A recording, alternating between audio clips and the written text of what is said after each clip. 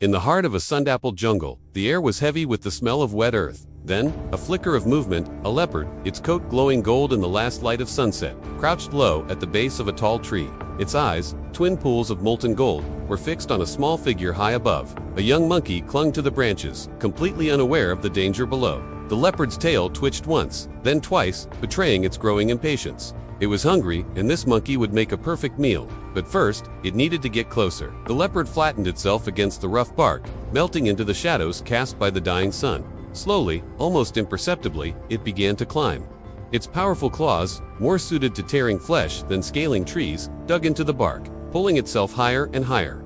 Each muscle in its lithe body tensed and relaxed, working in perfect harmony to propel it upwards. Below, on the forest floor, the undergrowth rustled as if disturbed by an unseen presence. But up here, the only sound was the soft sigh of the wind through the leaves and the occasional screech of a bird startled by the predator's ascent.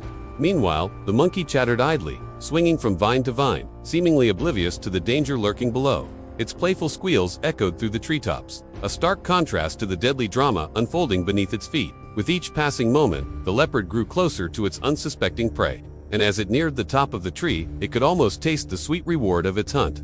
Suddenly, just as it was about to pounce, a deep guttural growl reverberated through the tree, shaking the very foundations of the leopard's confidence. It was a sound that spoke of power, of raw, untamed strength. Startled, the leopard froze, its body tense, every muscle coiling like a spring, ready to unleash. From the other side of the tree, a shape began to emerge through the shadows. It was another leopard, larger, more scarred, its eyes blazing with a cold, hard fire. The newcomer emerged fully into the clearing, and the sight that greeted the first leopard was enough to send a jolt of fear through its veins. This was no ordinary leopard. Every line on its body, every scar etched into its skin told a story of countless battles fought and won. It was a veteran of the wild, a king in its own right, and now it was here, in this leopard's territory. The newcomer stared back, its gaze unwavering, daring the smaller leopard to challenge its dominance. The air crackled with tension, thick and heavy like the humid jungle air before a storm. In the heart of the confrontation, the smaller leopard's mind raced. It had come here to hunt, not to engage in a battle of dominance. But now it found itself caught in a war of pride, a clash between two rulers of the jungle. As the seconds ticked by, the forest held its breath. The chirping of crickets faded away, replaced by the pounding of countless hearts. Even the wind seemed to pause, caught in the web of anticipation. Finally, the smaller leopard made its move. It had come too far to turn back now. With a Herculean effort, it launched itself upward, its claws extended, aiming for the highest branches where the prey was still blissfully unaware of the danger around it. It had to get to the monkey before the other leopard did. With lightning-fast reflexes, the newcomer reacted instantly, propelling itself upwards with astonishing speed.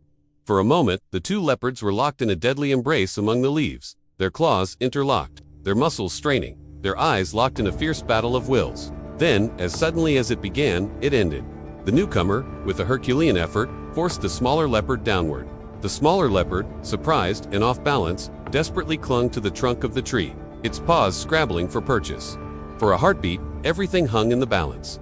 Then, with a mighty heave, the newcomer hauled itself up, gaining precious inches. The smaller leopard, summoning every ounce of strength, managed to scramble onto another branch, regaining some distance. As the battle raged on, the tree became a vertical arena. The two leopards roared and lunged, their bodies twisting and turning in midair, their claws slashing and raking. The tree trembled beneath their weight, its branches groaning under the strain. The monkeys watching from a safe distance shrieked and scattered, leaping from tree to tree as if their own lives depended on it.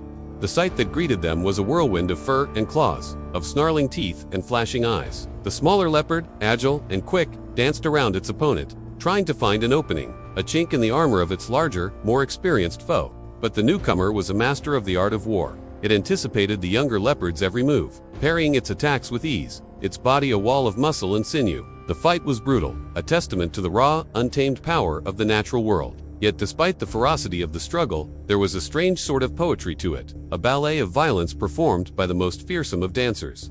In the end, it was the smaller leopard that made the first move to retreat. It slid down the tree trunk with practiced ease, disappearing into the underbrush. The newcomer watched it go, its eyes never leaving its opponent. As the victorious leopard descended, it let out a long, low growl, a sound that spoke of satisfaction, of a job well done. The tension that had gripped the forest began to ease. The birds returned to their songs, the insects to their buzzes. The jungle, as if relieved, exhaled. Now alone on the branch, the leopard that had climbed the tree to hunt, but met his deadly rival instead, let out a defeated growl. Hunger gnawed at his belly, but the thrill of the fight, the adrenaline coursing through his veins had dulled the pangs of his appetite. Looking down at his paws, he saw not just the tools of his trade, but a reminder of his loss. They were the same color as the tree bark, perfectly camouflaged, yet utterly useless in the face of his opponent's brute strength. He remembered the feel of those powerful jaws, the glint of those cold hard eyes, the sheer force of the animal that had crashed into him, shaking his very core.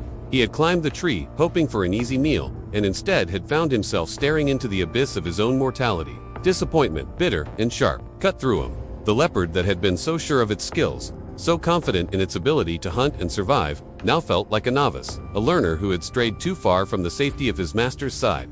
It was a humbling experience, one that stripped away the arrogance, leaving only a raw, primal fear and a grudging respect for his opponent. As the sun dipped below the horizon, the leopard descended the tree. With a defeated air, each step was heavy, each movement dragging. He was hungry, tired, and most of all, empty. The kill he had so confidently anticipated was gone, snatched away by a rival. He had lost his meal, and perhaps more importantly, he had lost face.